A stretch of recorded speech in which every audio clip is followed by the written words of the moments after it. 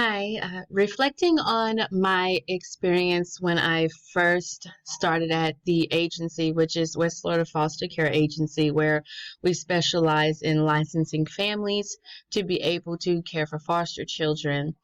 When I first began, I was quite nervous, but I was also very excited just to get a chance to see what the real world looks like because I haven't had a chance to practice my social work skills since beginning my actual degree. However, I did have some experience within like the juvenile system and things like that, but nothing with education behind it. So I was very excited to put myself out there, but I was also nervous because I didn't want to get it wrong. And I knew that I was also new and there was a lot that I needed to learn. So I was very open to receiving a lot of constructive criticism, a lot of supervision, and a lot of guidance so that I could know what I was doing. One of the major things I did want to go in there with the mindset that I was there to learn and that I wasn't expected to know everything right off the bat. So I wanted to reassure myself of that I was there to learn. And then I also wanted to practice advocating for myself because that's something that I often find hard to do for myself. It's easy for me to do it for others, but very difficult to do it for myself. So I wanted to go in there with that mindset as well to learn and to advocate for myself. Um, and I do think that I did set out to do that, and I think that I accomplished it. Um, and also setting boundaries and just being firm on my stance, but also cordial and professional. And I think that I did an excellent job with displaying those skills. Um, as far as levels, I see here we're supposed to talk about levels that we're on. I do think that I am um, not so much as on like the top tier, I guess. There's a lot of information that I still need to learn. Um, I think that I am able to go out into the workforce and apply a lot of those skills and knowledge that I've learned in my practicum as well as in the classroom. I think that I am very well prepared to do that. But just as for the practicum, I know the areas that I need work in are home visits and that one-on-one time or group time with the clients that we have because I don't get to see their faces very often. It's very hard for me to put a name to the face and whom I'm talking to. And I haven't really had a chance to do many walkthroughs.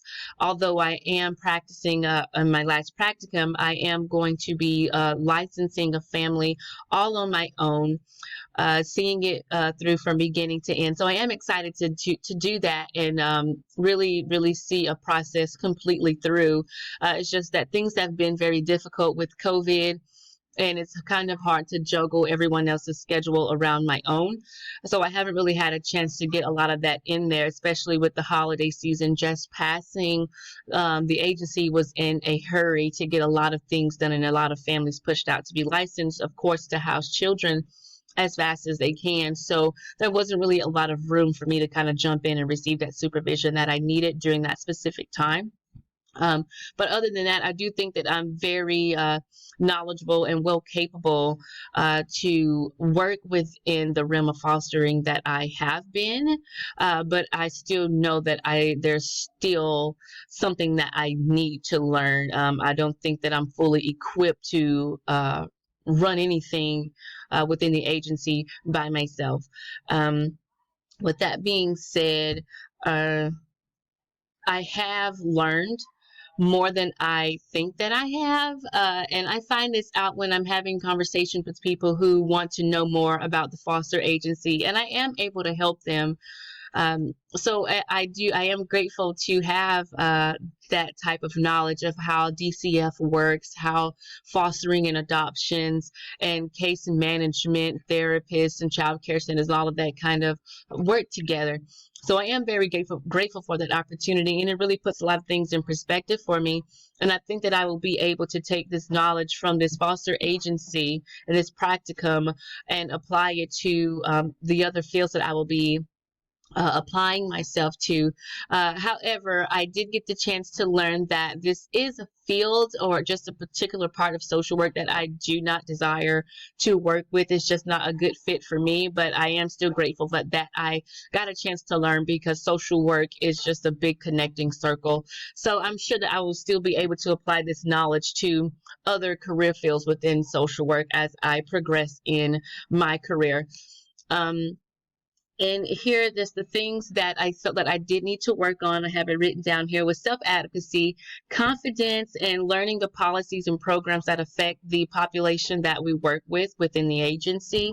I do believe that I have done a fantastic job of advocating for myself, and setting boundaries, and just being stern on the things that I need, and also just still helping the agency out as well. Just inserting myself where I am needed, and definitely voicing my opinions about my hours and the things that I can learn. So I think that I've done a fantastic job on doing that.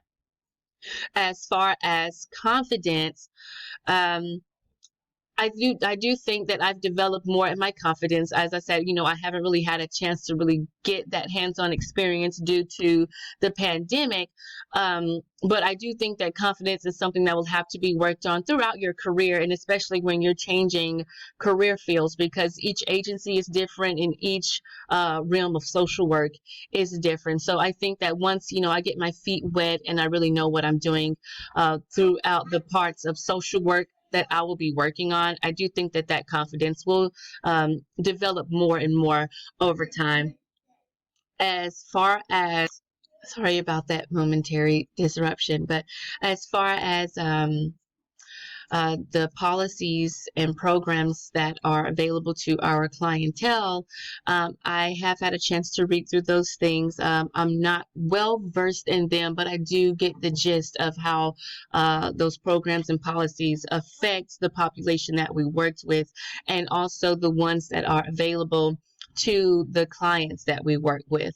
However, I do still think that that's a very important aspect of social work, and it's very important to know the policies and programs and plans and laws and things like that that affect each population that we work with. As I stated earlier, I do plan on kind of, spreading myself around within the social work realm to kind of see what population or what level of social work I work best with. So definitely knowing those policies and programs that affect each population is very important, so that we can advocate for them and refer them as needed. But that is my first video blog in a nutshell. So I hope that I provided enough information, and I hope that you've enjoyed walking with me through this experience. Thank you.